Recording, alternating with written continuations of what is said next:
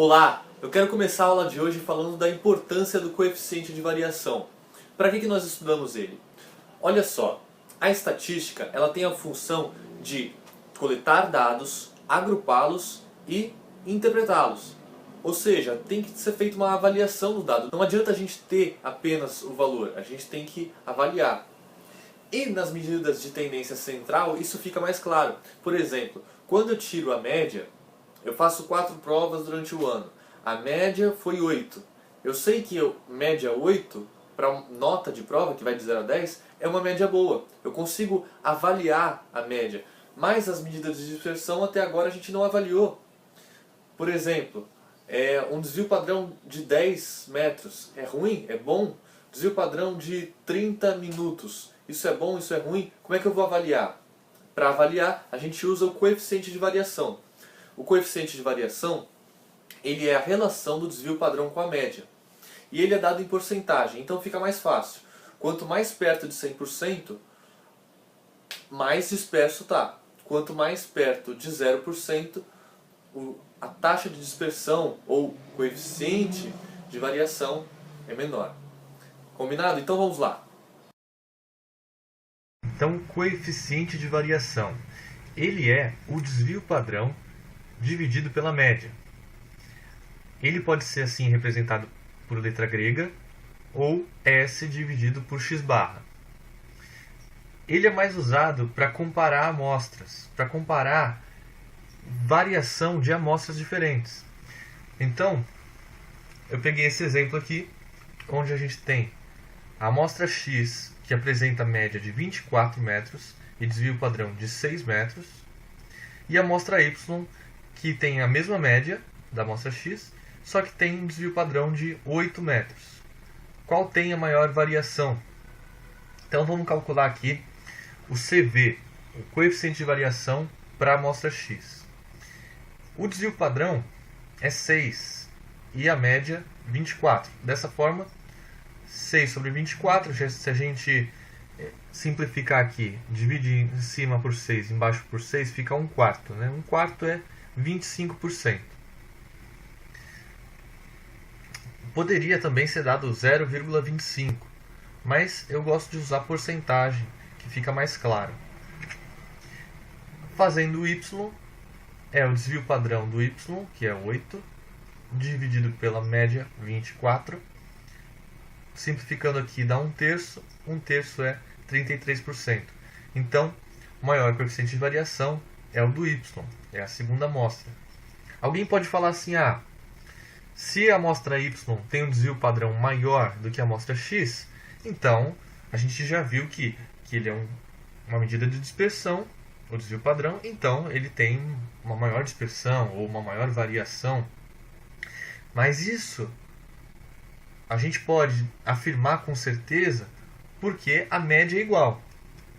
Então, a média sendo igual, como nesse caso aqui, as duas médias são iguais, eu posso simplesmente olhar o desvio padrão mesmo. Porque olhando o desvio padrão eu tenho certeza que o coeficiente de variação vai ser maior. Mas há exemplos onde o desvio padrão pode ser um menor que o outro e a média também, uma menor que a outra, e aí a gente tem que fazer o cálculo. Como, por exemplo, nesse exercício. O tempo de prova de 2 grupos de maratonistas foram estudados. O grupo A teve média de 50 minutos e desvio padrão de 10 minutos, enquanto o grupo B teve média de 36 minutos e desvio padrão de 9 minutos. Qual grupo teve maior variação? Então eu não posso mais só olhar assim, desvio padrão 10, o outro é 9, então o que teve o desvio padrão de 10 é maior variação. Não posso fazer isso, eu tenho que fazer o cálculo. O coeficiente de variação do grupo A é desvio padrão dividido pela média, 10 dividido por 50, ou seja, 0,2, 20%. O grupo B, o coeficiente de variação é desvio padrão dividido pela média, 9 dividido por 36. Se eu simplificar, divide em cima por 9, embaixo por 9, dá 1/4. 1/4 é 0,25 ou 25%. Então a gente viu aqui que o grupo B, mesmo tendo menor desvio padrão, ele tem maior variação. E é dessa forma que a gente tem que fazer. A gente tem que fazer o cálculo do coeficiente de variação. Ele é bem simples, é só pegar o desvio padrão e dividir pela média. Não tem segredo. Eu queria mostrar um exemplo de um gráfico de dispersão. Já que a gente está encerrando aqui o módulo de medidas de dispersão, é importante eu mostrar o gráfico de dispersão. Esse é um gráfico onde a gente tem os pontos de um conjunto. Aqui eu estou colocando como se fosse uma renda salarial e eu estou colocando valores fictícios. De brasileiros são os azuis e suíços representados por esses quadrados vermelhos. Olha só, enquanto o Brasil ele tem aqui gente que ganhando nada, tem alguns ganhando 20 mil reais, outros que estão ali na faixa dos 5 mil reais, a Suíça mantém um padrão, ela mantém os valores mais juntos, ou seja, menos dispersos. Esse que é o conceito de dispersão. São valores que estão perto, são menos dispersos. Valores longe, distantes, são mais dispersos. Então aqui fica claro que no quesito renda, o Brasil tem maior dispersão, né? A gente pode ter pessoas ali, políticos, jogadores de futebol que ganham muito dinheiro, enquanto pessoas desempregadas também não ganham, não têm uma renda. Então tem uma dispersão maior. Esses são valores fictícios. Mas só para te mostrar aqui, dar um exemplo de dispersão. Tá? Enquanto aqui a Suíça tem uma média de 20 mil, todos estão perto do 20 mil. O Brasil, não sei quanto que seria, uma média seria 5 mil, só que tem gente que está muito longe dos 5 mil. Tem gente que está muito abaixo dos 5 mil também. Então, quando existe uma dispersão menor, um coeficiente de variação menor, os valores estão perto da média. Tá? Olha aqui. Coeficiente de variação abaixo de 15%, baixa dispersão. Se tiver entre 15% e 50%, aqui é valores decimais, né? 0,15 ou 0,50, dispersão média.